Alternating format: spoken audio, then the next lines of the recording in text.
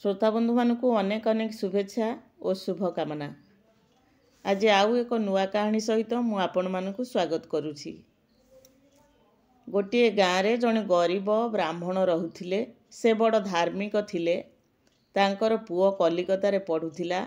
ब्राह्मण थरे पुओ को देखिबा पई कलिकता गले।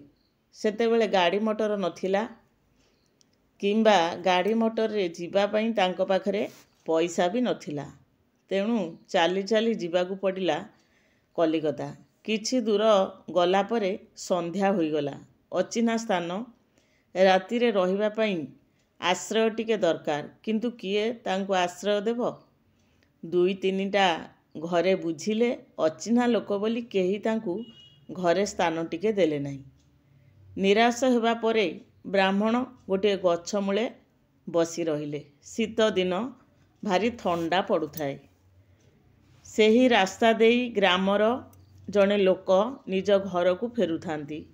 शीत राति रे गछ मूले एकाकी बुढ़ा ब्राह्मण को बसीथिबार देखी तांको मनरे दया आसिला। से ब्राह्मण को ठारू सबु कथा बुझी निज घर को डाकी नेले। खाइबा पीबा को देई सोईबा लगी गोटे घर भी छाड़ीदेले। अधा राति रे गोटे शब्द सुनी ब्राह्मणर निद भांगीगला। बाहर को आसी देखिले गोटे चोर सिंधुकटिए नहीं चली जाउछि। ब्राह्मण को देखी चोर दौड़ाकू लगिला। ब्राह्मण मध्य छाड़िबा लोक नुहंती। से चोर पछरे भी दौड़िले। शेषरे चोर धरा पड़िला। चोर आउ केही नुहे, राति रे पहरा देउथिबा जने पुलिस कर्मचारी। से ब्राह्मण को कहिला, मते छाड़ी दियो। एई सिंधुकरू जेते टंका बाहरिबो सेथुरु तुमको मु अधे देदेवी, नहले फल भल हेबो नाही। ब्राह्मण से कथा सुनिले नाही, पाटीतुंड कले। पाटी सुनी लोके आसी रुंड होईगले। चोर मुह बड़ टाण। लोकंकु देखी चोर कहिला, मु निजे पहरादार। एई ब्राह्मण जनक लोकंक जनक घरु चोरी करुथिला एवं एई सिंधुकटी चोराई पलाई जाउथिला। ताकू मु धरी अटकाइछि। कर्मचारी जनक जनाशुना पुलिस लोक थिले। ता कथा समस्ते विश्वास कले। एई अजणा अचिन्हा ब्राह्मण ही असल चोर बोली समस्तंकर विश्वास होईगला। ब्राह्मण को गिरफ करागला। मकदमा हैला। अदालत रे सबु कथा ब्राह्मण सत सत कहीगले, किंतु ग्रामवासी तांको विरुद्ध रे केही साक्षी देले नहीं। विचारपति जने खांटी लोक।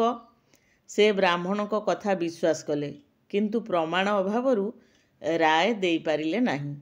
तांको सपक्षरे प्रमाण पाई से गोटे उपाय बाहर कले। पुलिस आउ ब्राह्मण को कहिले, एठारू 1 माइल दूर रे श्मशानटीए अछि। श्मशान रे गोटे शव बंधा होई पड़िछि। तुमे दुहें जाक काली पाहांतारू से शवटी को कांधरे बोही आनिब। सावधान, जिए शव देखी डरी जीव से ही दोषी। ब्राह्मण आउ सिपाही दुहें अंधारुआरू श्मशान को गले।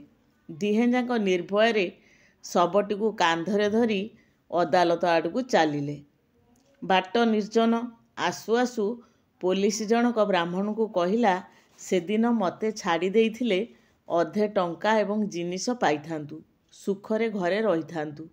एबे मर, मु चोरी करी मजा मारिबी, आ तू चोर परी मामू घरे चकी पेशिबु, जेल दंड भोगिबु। एहा सुनी ब्राह्मण निज भाग्य उपरे दोष देई चुपचाप बाट चालुथांती। यथा समय सेमाने आसी अदालत रे पहुँचिले। से शवटी को कांधरे धरी जड़े गोड़ आड़ू जड़े मुंड आड़ू एमि चलीचंती। एई विचित्र मकदमार विचार शुणिबा पई लोकंकर भिड़ सेदिन कहिले न सरे। प्रकृतरे चोर किए? से पुलिस कर्मचारी जनक जी पहरा दौथिले ना ए ब्राह्मण जनक? यथा समय सेमाने आसी अदालत रे पहुँचिले। आउ एई विचित्र मकदमार विचार शुणिबा पई लोकंकर भिड़ सेदिन कहिले न सरे। शव पहुँचवा परे विचारपति आदेश रे शव उपरे बंधा जाइथिबा लुगा गुड़िक सब गोटा पर गोटे काढ़ी दिगला। आश्चर्यर कथा, आखि पिछुड़ा के शव ଉଠି ସିଧା ଠିଆ ହୋଇଗଲା। ଭୟ ଆଉ ବିସ୍ମୟରେ ବ୍ରାହ୍ମଣ ଆଉ ସିପାହୀ ଆଖି ତରାଟି ଆଁ କରିଦେଲେ।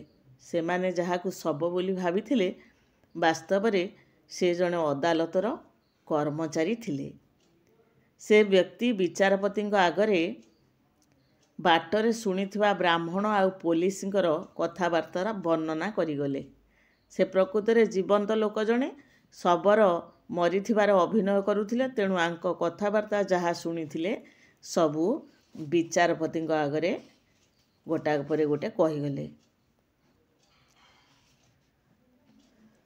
ଚୋର ସିପାହୀକୁ 5 ବର୍ଷ ସେ ବ୍ୟକ୍ତି ବିଚାରପତିଙ୍କ ଆଗରେ ଯେତେବେଳେ ବାଟରେ ଯାହା ଶୁଣିଥିଲେ ବ୍ରାହ୍ମଣ ଆଉ ପୋଲିସର କଥାବାର୍ତ୍ତା ଗୁଡ଼ିକ ବର୍ଣ୍ଣନା କରିଗଲେ ଯେ ପୋଲିସ ଏମିତି କହୁଥିଲା, ମୋ କଥା ଯଦି ମାନିଥାନ୍ତୁ, ମୋତେ ସେଦିନ ଯଦି ତୁ ଧରା ପକେଇ ନ ଦେଇଥାନ୍ତୁ, ଅଧେ ଟଙ୍କା ପାଇଥାନ୍ତୁ। ଏବେ ତୁ ଆହୁରି ଚୋର ଭାବରେ, ପ୍ରକୃତ ଚୋର ଭାବରେ ମୁଁ ଚୋରି କଲି ସିନା, ତୁ ତୋର ଚକି ପେଶିବୁ, ଜେଲ୍ ଦଣ୍ଡ ଭୋଗିବୁ।